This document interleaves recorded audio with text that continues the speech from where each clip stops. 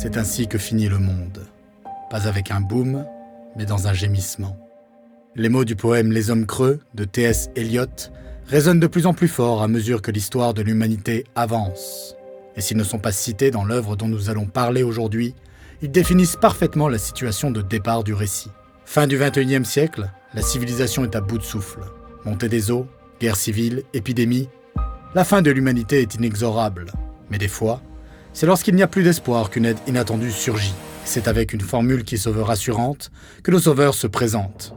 Nous sommes Renaissance, n'ayez pas peur. Ces mots tranchent radicalement avec les récits d'invasion extraterrestre habituels. Et c'est bien ça qui a éveillé ma curiosité, car vous le savez, je suis un passionné de la thématique du premier contact, dont on a souvent parlé sur le Nexus 6. Et lorsque les éditions d'Argo m'ont proposé de vous présenter une œuvre de leur catalogue, je n'ai pas hésité à choisir Renaissance, de Duval, Emem et Blanchard, qui aborde le sujet avec un archétype qu'on voit malheureusement peu en science-fiction, celui du Samaritain des étoiles. Le complexe est une fédération de plusieurs civilisations extraterrestres qui se sont alliées afin de mener des relations cordiales et fructueuses. Régie par un conseil, cette entité politique se donne également pour mission de sauver des planètes et des espèces en danger. C'est ainsi que naît la mission Renaissance. Son objectif, rééquilibrer la biosphère terrestre, sauver les espèces qui peuvent l'être et prendre sous son aile les humains afin de les amener à un autre modèle de civilisation. Et ce contre-pied par rapport à ce qui se fait habituellement dans le genre, en remplaçant les envahisseurs classiques par une ONG de l'espace bienveillante qui vient nous aider, est un des points forts de l'œuvre. Au départ, le récit va chercher à nous présenter le complexe comme une civilisation bien plus évoluée que la nôtre. Déjà au niveau technique et scientifique, trous de verre, téléportation, médecine, leur avancée est telle que personne ne peut la nier. D'un point de vue écologique aussi, un sujet au centre du récit. Les différentes espèces qui composent le complexe vivant en harmonie avec la nature. Nous le voyons tant visuellement, avec un urbanisme particulièrement bien intégré à leur environnement, que d'un point de vue plus philosophique, où l'on constate que les aliens ne cherchent pas à aller contre la nature, mais plutôt à accepter ses aléas et s'adapter en fonction.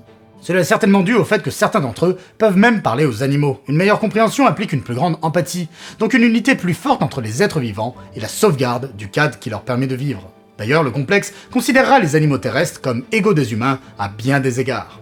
Enfin, les aliens nous surpassent d'un point de vue moral, avec notamment une législation spécifique qui donne un cadre légal à cette intervention extraterrestre.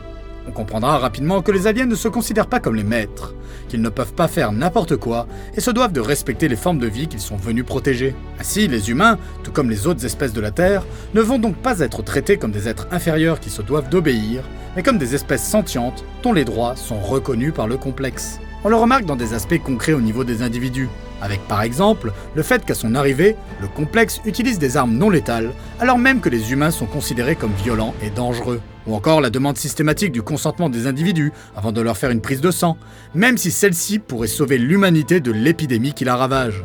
Les aliens, dans une bienveillance totale, privilégient systématiquement le dialogue et préfèrent parier sur l'intelligence de leurs interlocuteurs plutôt que sur leurs bas instincts. Mais ce respect, on le retrouve aussi dans des aspects plus globaux, comme le fait que l'humanité va être mise à contribution dans sa propre reconstruction. Renaissance est là pour guider et responsabiliser les humains, pas pour imposer quoi que ce soit. On va donc instinctivement mettre ces aliens sur un piédestal et s'imaginer que cette fédération est une utopie incroyable qui a complètement dépassé les défauts que présente encore une espèce aussi arriérée que la nôtre. Sauf que c'est justement là que Renaissance innove, puisqu'elle ne nous délivre pas un récit utopique où l'avenir de l'humanité est assuré.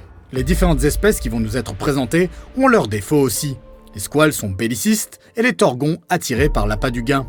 La BD s'attardera sur certaines traditions de nos visiteurs et nous verrons que ceux-ci ne sont pas si éloignés de nous. Les forestiers, par exemple, qui est peut-être l'espèce la plus charitable, étaient à l'origine des chasseurs. Et cette identité imprègne encore leur culture aujourd'hui.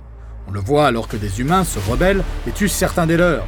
Émotionnellement touchés par cette injustice, leur naturel refera vite surface et une rage guerrière reprendra le dessus, occasionnant un massacre. On apprendra aussi que les extraterrestres qui forment le complexe étaient encore en guerre il n'y a pas si longtemps et qu'il ne s'agit pas d'une entité politique parfaitement uniforme. La criminalité existe toujours au sein de leur société, avec notamment des factions dissidentes qui essaieront de profiter du chaos qu'il y a sur Terre.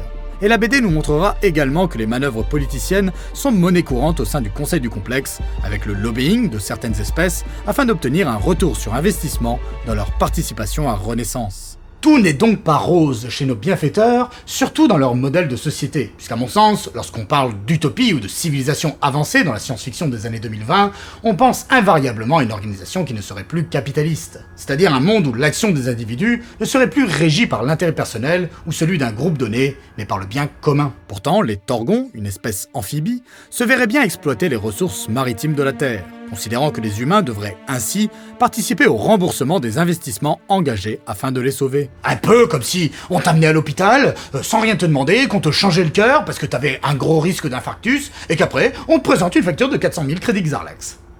Ouais, enfin comme le système de santé américain à votre époque en fait. Et même si le modèle d'exploitation du complexe est bien plus responsable que le capitalisme terrien, que les Torgons en exploitant les océans de la Terre le feraient d'une manière moins destructrice et plus écologique, cela n'en resterait pas moins une exploitation. La BD traite donc son sujet de manière réaliste. La question du coût de renaissance pour le complexe et la pérennité du projet sera un des sujets phares de l'œuvre, avec certaines espèces qui le remettront continuellement en cause et chercheront à y mettre un terme. On constate donc que bien loin d'une société idéale et apaisée, même chez les civilisations du complexe, des intérêts économiques et politiques peuvent prévaloir sur des considérations morales. Renaissance prend vraiment le temps de nous exposer ces détails politico-économiques, un aspect qui a éveillé mon intérêt car ils sont rarement pris en compte dans ce type de récit de science-fiction. Ce choix des auteurs n'est pas anodin, car nous présenter une société extraterrestre qui a des problèmes similaires aux nôtres nous permettra de nous identifier aux deux groupes. Et cela, on va aussi le constater via les personnages principaux de la BD. Car ce sont différentes destinées que nous suivrons. Hélène, une Française qui jusque-là tentait de survivre avec sa famille dans un Paris englouti, finira par aider Satie, médecin, à enrayer une épidémie de fièvre mortelle. Lise, pompier américaine en pleine guerre civile, partira quant à elle à la recherche de sa famille disparue, avec Swan, un soldat qui l'aidera dans sa quête. Mais aussi Lisa, une diplomate qui cherchera par tous les moyens à sauvegarder Renaissance et à assurer la survie des humains. Chacun de ces personnages aura une opinion différente quant aux répercussions de la campagne Renaissance. Et en cela, ce n'est pas une bande dessinée manichéenne. Des dilemmes moraux se présenteront à chacun de nos héros et permettront au lecteur de s'interroger sur sa propre position vis-à-vis de cet événement historique. Les deux cycles de l'histoire se déroulant sur une vingtaine d'années, nous serons aussi témoins de l'évolution des personnages, de leur descendance et de la réussite ou non de Renaissance. Une telle diversité des protagonistes et un traitement de son sujet sur le temps long permet à ce récit de développer un univers complexe, détaillé, qui explorera plusieurs genres et thématiques de la science-fiction. Le premier contact, la guerre, la xénophobie, l'écologie, avec une bonne dose de post-apo et un chouïa de cyberpunk. Vous l'aurez compris, citoyennes et citoyens, j'ai beaucoup apprécié Renaissance. On s'attache aux personnages et on a envie de savoir si la Terre sera sauvée d'elle-même. Tout ça avec une réflexion sur la nature humaine que j'ai trouvée tout à fait pertinente. À noter que notre littérature, notre poésie et nos arts sont une des raisons qui a poussé le complexe à venir nous sauver. Il y a donc peut-être encore de l'espoir.